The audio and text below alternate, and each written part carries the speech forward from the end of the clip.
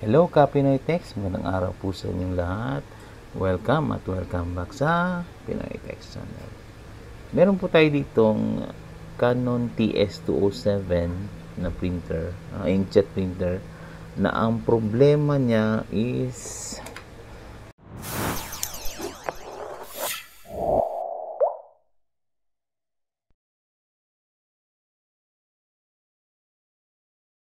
ito, napuputol yung print, humihinto. Pagka-print niya dito, ilalabas niya and then magpiprint uli siya.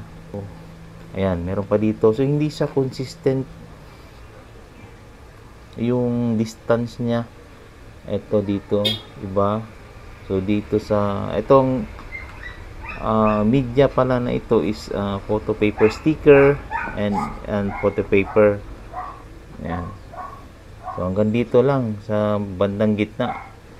Ngayon, susubukan natin o itetest na natin sa plain paper lang para malaman natin kung magkakaroon din ba din ng problema dito sa plain paper. So magsasample test print tayo. Ayan, print tayo, print. So nakaset lang siya sa plain paper. Current page lang muna tayo. Sige, okay.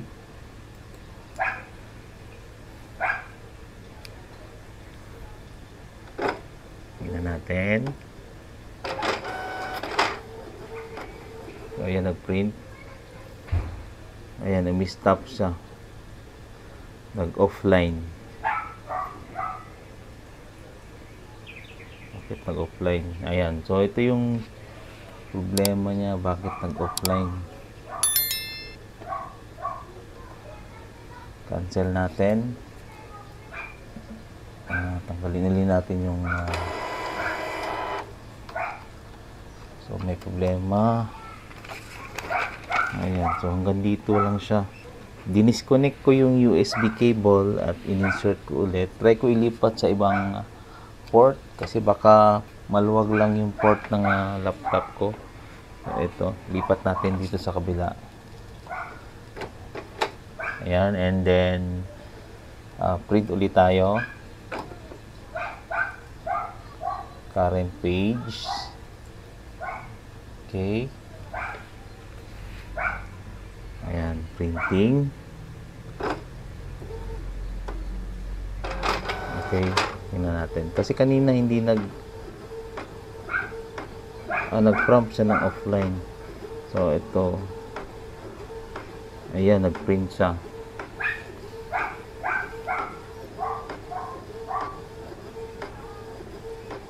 So obserbahan lang natin.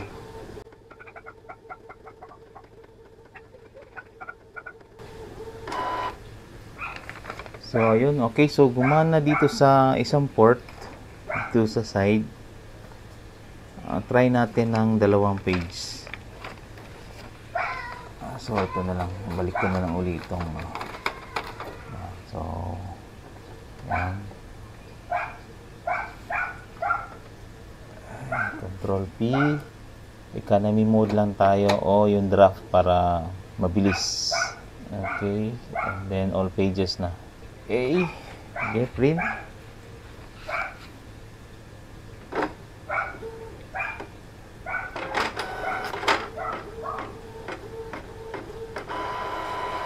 Ayun, ano nangyari?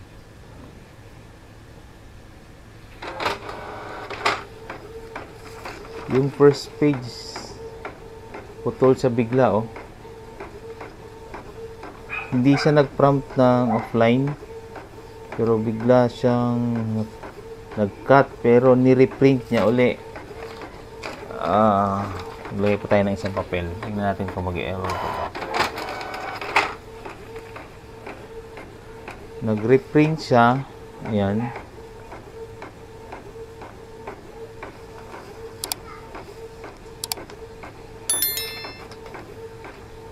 So hindi siya hindi siya consistent.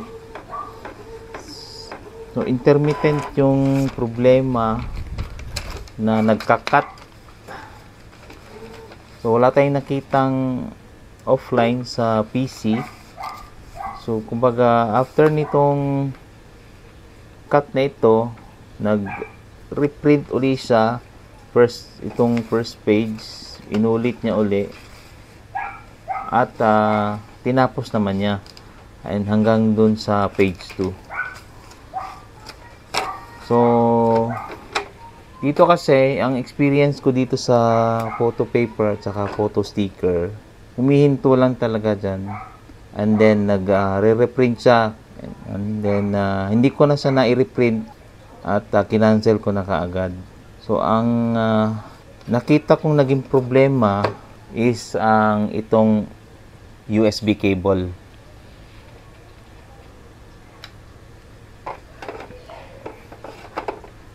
Posibleng maluwag na siya rito, or yung laptop ko posibleng maluwag na rin yung port. Yun yung titingnan nyo guys kapag nagkaroon ng putol-putol yung printout. I-check nyo yung port, USB port ng PC or laptop nyo kung maluwag. Kagaya kanina, yung sa kabilang side ng laptop is nag-offline, kaya nag-cut yung print. Ngayon, nilipat ko dito, nag-print siya, nag-cut, pero hindi nag-prompt ng offline. Ni-reprint lang. Parang nag-glitch lang siya. So, ngayon, ang option ko is papalitan ko siya ng USB cable. Titingnan natin kung magtuloy-tuloy na ba. Ito. May isa pa akong USB cable dito. Ito. So, insert na natin. Okay. So, try tayo ng dalawang page na rin. Okay. So, reprint ulit tayo ng dalawang page. Tingnan natin kung nare-resolve na ba itong problema natin. So, okay. Print. And then, let's observe. Teka, cancel muna. Hindi pa niya na-detect. Okay. So, insert. Okay, print. Tingnan natin.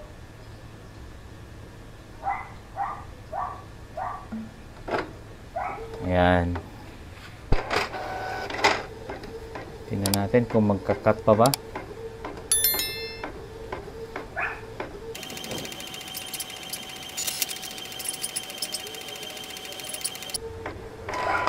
Okay, so nakita natin yung printout nitong pinalitan natin ng USB cable.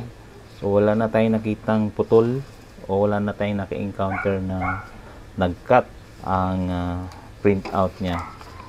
So yun lang, kapag may na-encounter kayo ng ganon, hindi lang sa TS207 kundi sa ibang mga printer, possible ganun din yung maging cause ng problema. So, i-check nyo yung USB port ng PC or laptop, and then next is yung USB cable. So, ayan. Ito yung mga nasayang nating printout. Okay. So, I hope nakatulong tong video na to.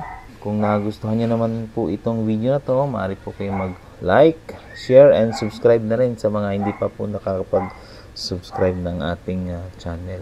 Hanggang sa muli po, maraming salamat. Only here on Pinoy Tech Channel. Bye-bye.